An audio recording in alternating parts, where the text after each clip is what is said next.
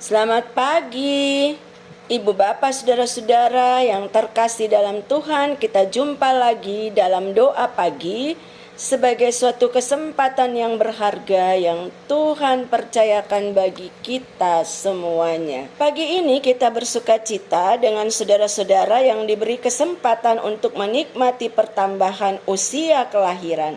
Selamat buat saudara Malvin Stewart Sapteno dan Nyonya Eugene Inosensia Samuel Pelengkahu. Semangat merayakan berkat Tuhan bersama kaum keluarga. Bapak, Ibu, Saudara-saudara, mari kita berdoa untuk membaca dan merenungkan sabda Tuhan di pagi hari ini. Terima kasih Tuhan Yesus karena kami kembali diberi kesempatan untuk membaca dan merenungkan firman-Mu. Urapi kami dengan Roh Kudus-Mu agar kami dapat memahami serta melakukan dalam kehidupan kami sebagai umat-Mu. Amin. Saudara-saudara, firman Tuhan pada pagi hari ini terambil dari kitab Kejadian pasalnya yang ke-41, ayatnya yang ke-15 sampai 24. Firman Tuhan menyatakan, "Berkatalah Firaun kepada Yusuf, aku telah bermimpi dan seorang pun tidak ada yang dapat mengartikannya. Tetapi telah kudengar tentang engkau, hanya dengan mendengar mimpi saja engkau dapat mengartikannya." Yusuf menyahut Firaun, "Bukan sekali-kali aku, melainkan Allah juga yang akan memberitakan kesejahteraan kepada tuanku Firaun." Lalu berkatalah Firaun kepada Yusuf, "Dalam mimpiku itu, aku berdiri di tepi sungai Nil. Lalu tampak dari sungai Nil itu keluar 7 ekor lembu yang gemuk badannya dan indah bentuknya, dan makan rumput yang di tepi sungai itu. Tetapi kemudian tampaklah juga keluar 7 ekor lembu yang lain, kulit pemalut tulang, sangat buruk bangunnya dan kurus badannya. Tidak pernah kulihat yang seburuk itu di seluruh tanah Mesir. Lembu yang kurus dan buruk itu memakan ke-7 ekor lembu gemuk yang mula-mula. Lembu-lembu ini masuk ke dalam perutnya, tetapi walaupun telah masuk ke dalam perutnya, tidaklah kelihatan sedikit pun tandanya. Bangunnya tetap sama buruknya seperti semula. Lalu terjagalah aku.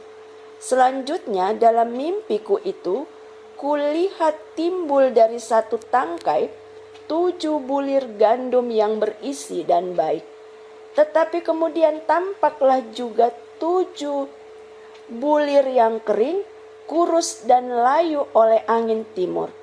Bulir yang kurus itu memakan ke-7 bulir yang baik tadi.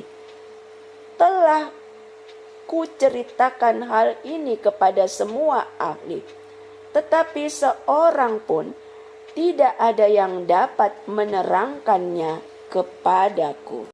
Kekasih-kekasih Tuhan, dikatakan hebat, tentu saja dia hebat, tetapi Yusuf tetap bersikap rendah hati, tidak besar kepala mendengar apa yang dikatakan Firaun berdasarkan kesaksian dari juru minum istana.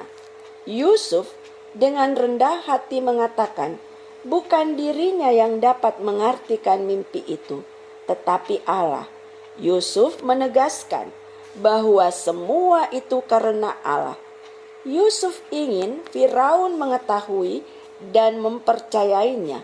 Yusuf kemudian meyakinkan Firaun bahwa melalui mimpinya Allah akan menghadirkan kesejahteraan kepada Firaun.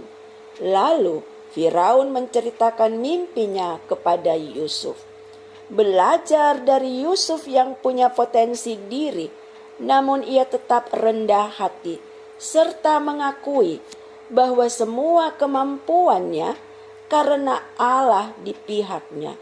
Yusuf menyadari bahwa dirinya hanya alat di dalam tangan kuasa Allah.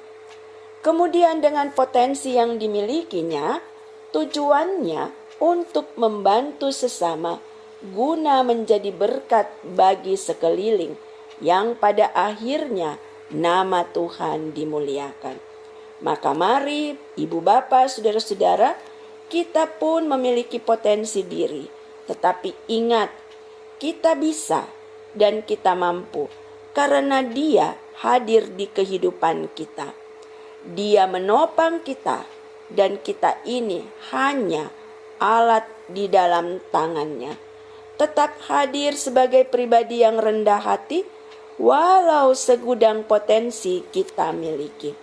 Lalu hal berikutnya ialah biarlah melalui kehadiran kita dengan potensi dan kemampuan yang kita miliki, orang lain juga mengenal dan merasakan serta mengetahui bahwa Ialah Allah yang berkuasa, Allah yang hebat dan dahsyat di kehidupan ini.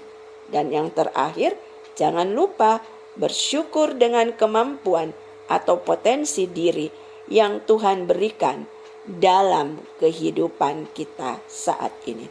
Tetap rendah hati dan jadi pribadi yang selalu bersyukur. Saudara-saudara, mari kita berdoa. Terima kasih ya Tuhan, karena Engkau telah memberikan kami kemampuan dalam diri kami masing-masing. Pakai kami sebagai alat di dalam tangan-Mu ya Tuhan, untuk menjadi berkat bagi sekeliling.